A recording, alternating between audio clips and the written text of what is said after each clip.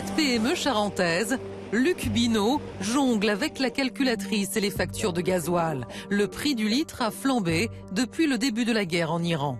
2,20 vendredi, 2,34 hier, 2,27 aujourd'hui. Le surcoût, c'est à peu près 27 000 € TTC pour ma petite boutique de 14 camions. À 400 km de là, en Ille-et-Vilaine, cette infirmière libérale sur la route tous les jours tente de limiter les frais avec un véhicule moins gourmand en essence. J'ai choisi l'hybride web pour essayer de gagner un peu en conso. Un peu tricher, on va dire. Et si c'était ça la solution, réduire notre dépendance aux hydrocarbures? Le gouvernement était réuni hier pour identifier les actions prioritaires pour électrifier l'économie à la demande de Sébastien Lecornu. Tournons vite la page de ces énergies fossiles, on peut le faire et c'est pour ça que j'ai demandé d'accélérer le plan d'électrification. Il n'est pas normal qu'en 2026, on ait encore autant de dépendance. Le Premier ministre suggère d'utiliser les surplus des recettes fiscales générées par la hausse des prix des carburants pour décarboner l'économie, avec des mesures concrètes, à commencer par le remplacement du chauffage au fioul et au gaz dans nos habitations. Ça veut dire aussi bien du chauffage électrique tel qu'on l'imagine classique, mais aussi remplacer sa chaudière à énergie fossile par ce qu'on appelle des pompes à chaleur air-eau qui en fait vont chauffer de l'eau pour vos radiateurs historiques. Les bailleurs sociaux sont également invités à accélérer cette mutation dans les logements, mais aussi en installant des bornes de recharge pour inciter à utiliser des véhicules électriques. Le gouvernement prépare de son côté des offres de location pour les professionnels appelés à beaucoup rouler. Alors la flambée des prix représente-t-elle finalement une opportunité de repenser notre modèle énergétique? La stratégie de l'électrification peut-elle mettre les Français à l'abri des chocs pétroliers? La France a-t-elle les moyens de ses ambitions? Nos trois invités, Neil Makarov, bonsoir. Vous êtes directeur de Stratégique Perspective. C'est un think tank européen. Vous êtes spécialiste dans la décarbonation de l'économie. Vous avez publié récemment Décarboner ou décliner.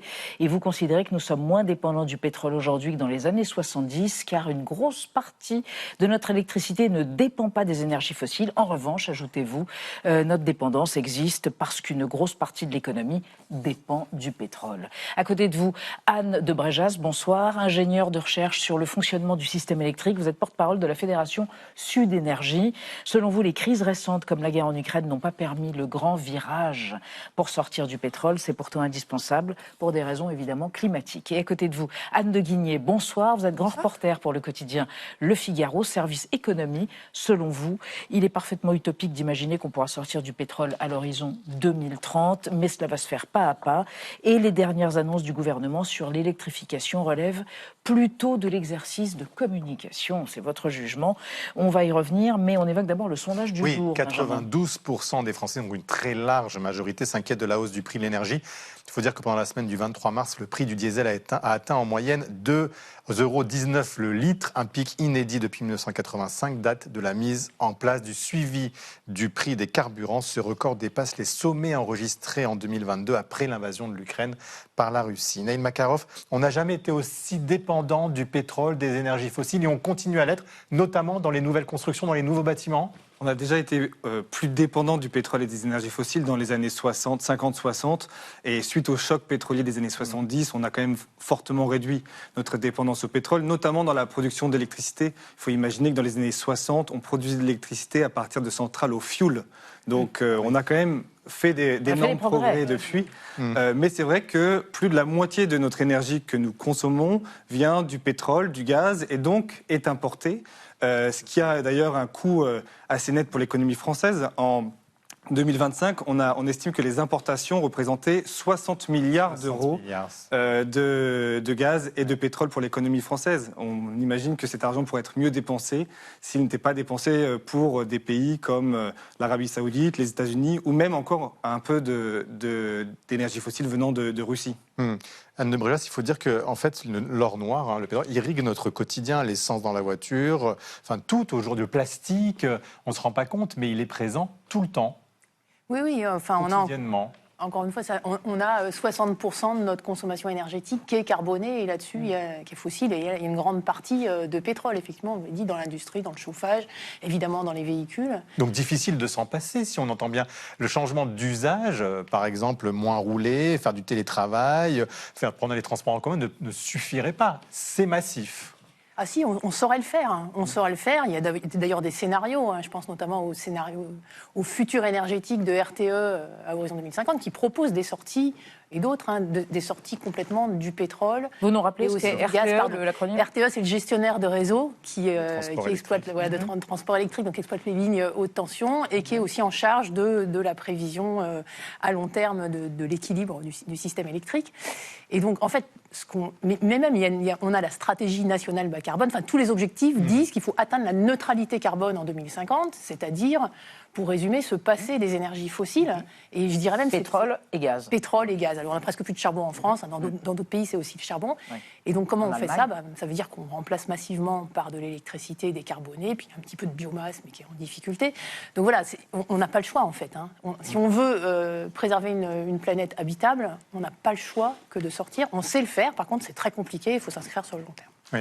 Anne Le Guignet, dans l'opinion publique, est-ce qu'on peut, on parle d'un sondage, 99% des Français qui s'inquiètent de la hausse des prix de l'énergie, mais ce qui prévaut chez eux, c'est économique. Ce n'est pas forcément des intérêts en termes de sobriété et d'écologie, non, aujourd'hui ? Oui, c'est le fameux dilemme, il y a beaucoup été écrit dessus. Fin du mois, fin du monde.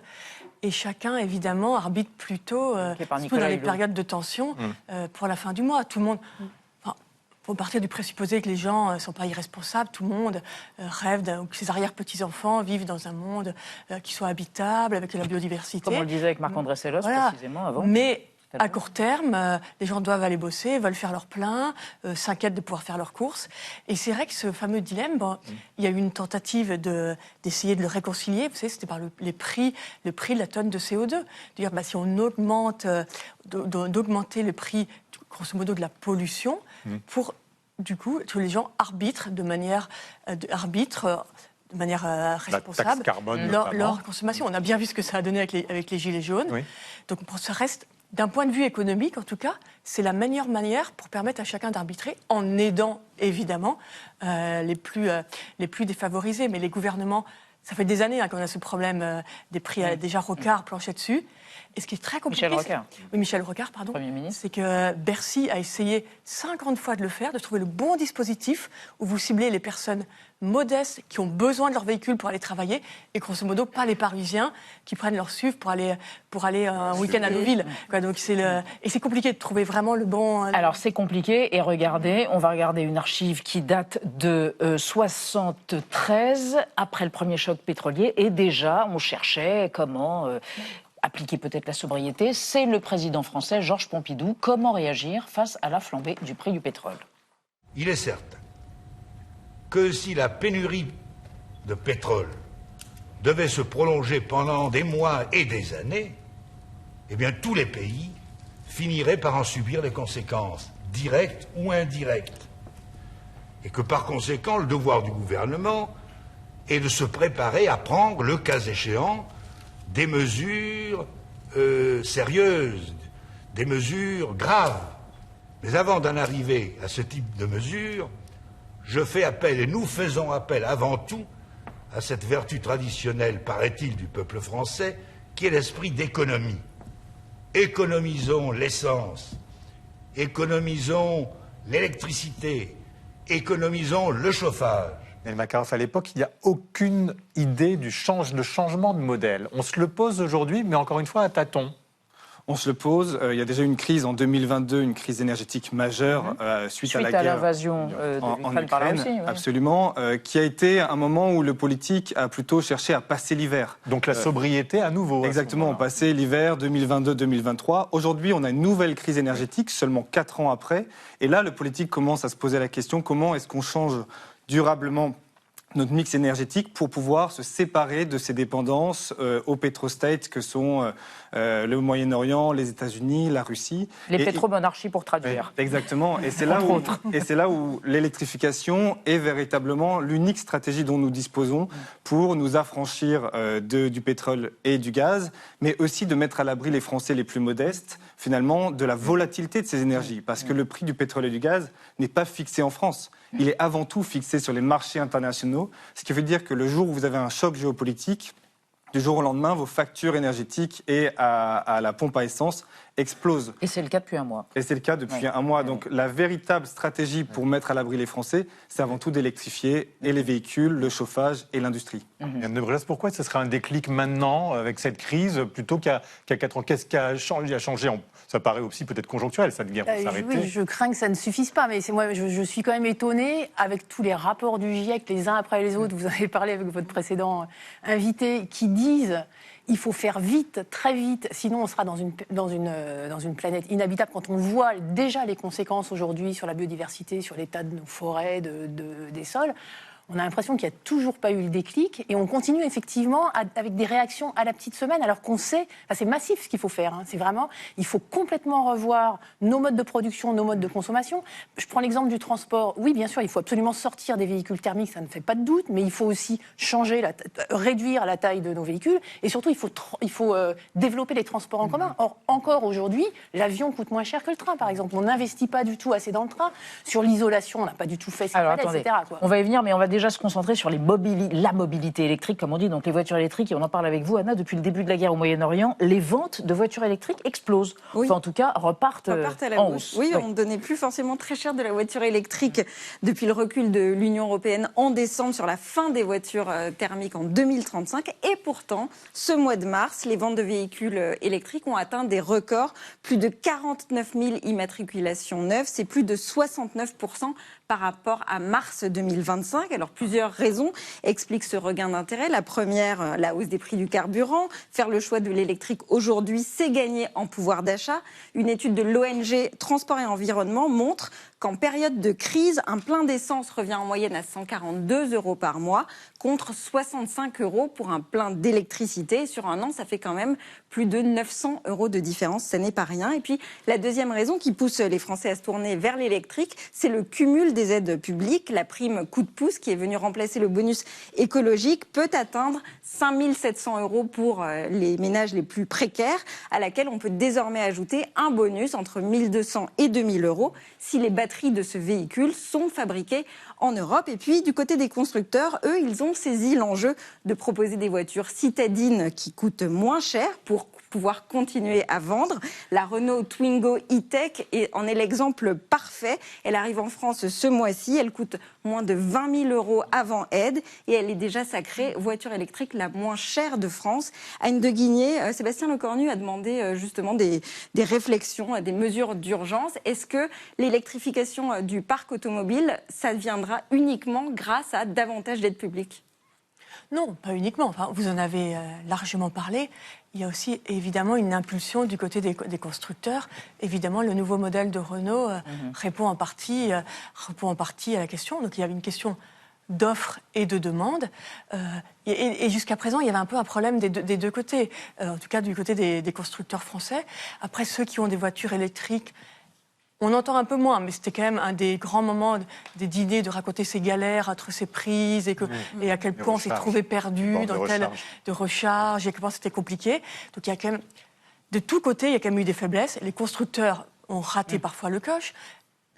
L'État aussi a vraiment manqué de déploiement, les recharges, les bornes électriques. Neil Makarov, il y a aussi une initiative prise par le gouvernement, aider les infirmières qui sillonnent la France des centaines de kilomètres par jour ou par semaine à louer des voitures électriques. Absolument. Avec des aides. Hein. Absolument. Et c'est une façon de rendre le véhicule électrique beaucoup plus populaire et accessible pour les ménages des classes moyennes, basses et populaires, mais aussi pour les professionnels. Parce que, évidemment, on l'a vu, les avantages du véhicule électrique sont nets en termes de de pouvoir d'achat. Sur un an, avec les prix actuels à la pompe, on peut économiser près de 1 000 €. Donc c'est un avantage qui est net, surtout pour des professionnels qui roulent beaucoup, les infirmières, les aides de vie, il y a également les artisans. Et là, le gouvernement veut élargir le leasing social, notamment aux camionnettes, aux fourgonnettes, pour aider les artisans à électrifier. Et ce sont des excellentes mesures, d'autant plus qu'en France, contrairement à 2022, maintenant nous avons des usines de véhicules électriques sur le territoire français. Nous avons aussi des usines de batteries électriques et qui ne demandent qu'une seule chose, c'est qu'on remplisse leur carnet de commandes. Donc on peut, avec un plan d'électrification ambitieux, à la fois aider les ménages à sortir du pétrole, mais aussi réindustrialiser une partie de l'économie française grâce aux véhicules électriques. Donc ça peut être gagnant-gagnant. Oui, mais en même temps, Anne de Bréjas, il y a une contradiction. L'Europe vient d'annoncer qu'on a renoncé au 100% électrique en 2035. Donc on écoute ça et on se dit, finalement, voilà ce qu'on nous a dit, des plus d'actualité, mais quand même acheter de l'électrique. Alors on ne sait plus trop où on est. Non, mais cette décision de reporter la fin de vente des véhicules thermiques, alors qu'on sait qu'il va falloir en sortir, et très vite. Si on continue à vendre des véhicules électriques, c'est une aberration. Et effectivement, on peut se réjouir de ces mesures, mais c'est vraiment... Ces mesures sont pionnières par rapport à une Europe qui recule ? Oui, on peut dire ça. Elles sont pionnières. Oui, je pense qu'on peut dire ça, mais elles sont quand même en retard. Je veux dire, ça fait quand même longtemps qu'on dit à nouveau, les scénarios d'électrification, ils existent maintenant depuis plusieurs années. On sait qu'il faut aller très vite, et pour l'instant, on stagne. L'électrification... la consommation d'électricité ne décolle pas parce que l'électrification des usages n'est pas là. Et une des causes, il y a plein de causes, c'est que les investissements ne sont pas faits. Encore une fois, je parlais du transport public, par exemple, ou de l'isolation des bâtiments. Mais on a un prix, ce qui est fou, c'est qu'on a un prix de l'électricité encore aujourd'hui qui dépend beaucoup du prix du gaz. Alors, on est temporairement protégé par le fait qu'on est en surproduction et que nos interconnexions avec nos voisins sont saturées, mais si la situation redevient normale, on est toujours, après cette crise qu'on a eue en 2022-2024, dans une situation aberrante qui ne donne pas la visibilité pour investir. Anne de Guigné, il faut aussi électrifier les logements avec peut-être des pompes à chaleur. Ça, c'est quelque chose qu'il faut généraliser à l'ensemble du pays. Oui, mais ça fait partie du plan électrification. Du gouvernement, oui. Du gouvernement qui va être accéléré. Et les pompes à chaleur, notamment pour les logements collectifs, les logements sociaux. Il y a tout un plan qui est... Mais évidemment, vous voyez bien que c'est plus compliqué. Il y a encore beaucoup de gaz en France pour les logements, pour le chauffage, pour l'eau chaude. Et donc ça, ce sont beaucoup d'investissements. Donc évidemment, on sait qu'il faut le faire. D'autant que ma prime rénov a été fortement diminuée, on le sait, ces dernières années. Voilà, mais en partie pour des bonnes raisons. Donc là, il y a des investissements à faire. Et le problème, on le sait tous, c'est que la France n'est quand même pas d'un état budgétaire très tendu. Mais en soi, évidemment, oui, il faut...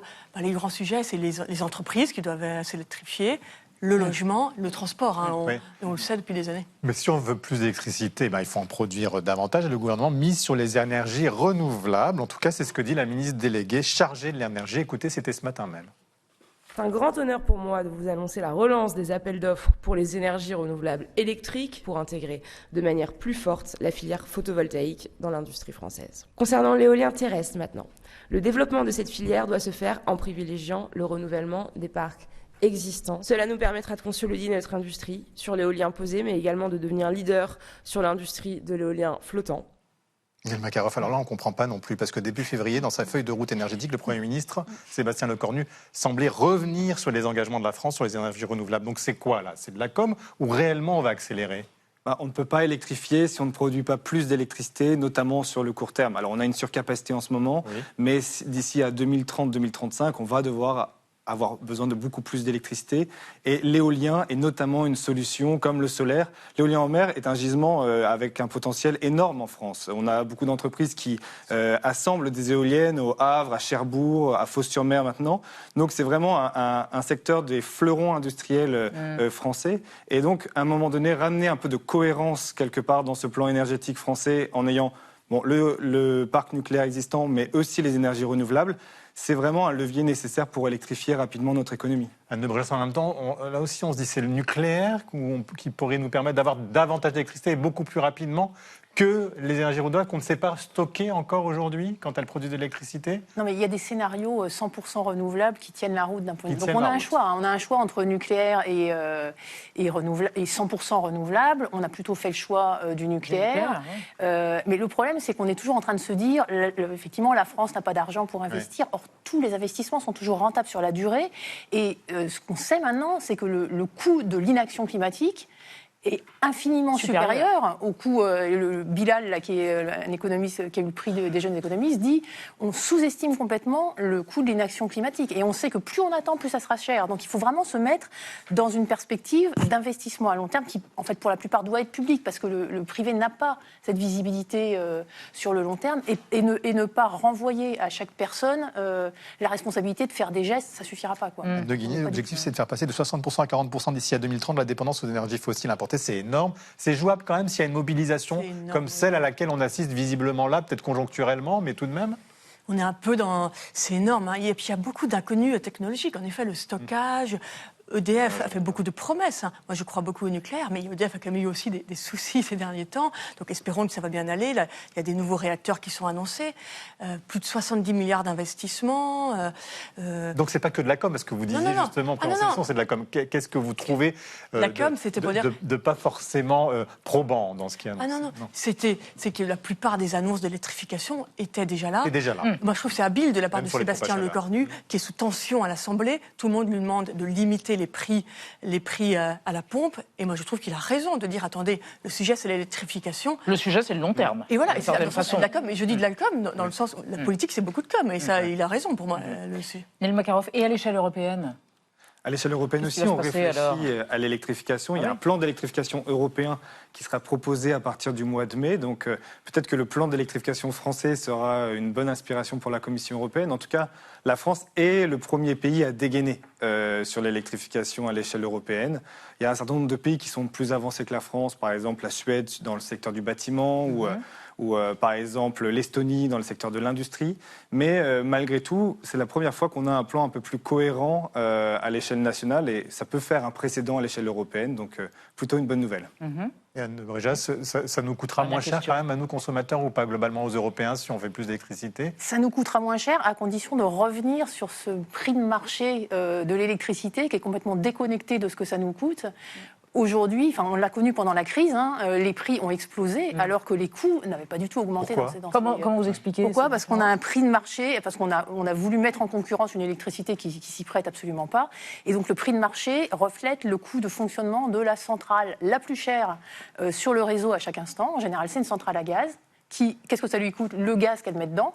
Donc alors qu'on est décarboné à 95%, on a un prix d'électricité qui est à peu près des 3/4 du temps, alors sauf en ce moment à cause des problèmes de surcapacité, de surproduction, pardon, mais qui, dit RTE, environ 75% du temps dépend du gaz. Et qui est très volatile, qu'on n'arrive pas à prévoir. Et tous les industriels disent on ne peut pas électrifier nos usages si on n'a pas de visibilité sur ces prix d'électricité. Le long terme. On se tire une balle dans le pied, vraiment. Revient sans exactement. Arrêt, ça a une vision à long terme nécessaire. Et la stabilité. Bon, en tout cas, c'est fini, le débat pour ce soir, là, voilà, à court terme. Mais merci de nous avoir éclairés, si je puis dire, sans mauvais jeu de mots, sur ces problématiques d'électrification.